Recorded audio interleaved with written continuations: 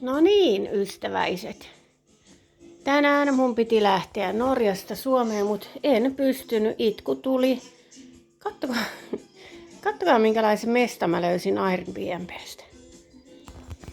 Niinku, täällä on levysoitin. Siellä pyörii.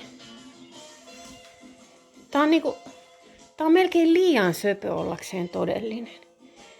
Täällä on kaikki ihania lamppuja. Täällä on tällainen matto. Tuolla on keittiö.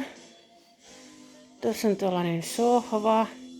Sitten täällä on niinku aivan mahtavia tauluja. Valokuvista tehty. Tuossa on joku ihme laiva. Täällä on niinku makkari. Siinä on maalla ihan raatona. On ollut vähän pitkä päivä taas. Sänky. Ja täällä on kylppäri. Ja suihkukoppi.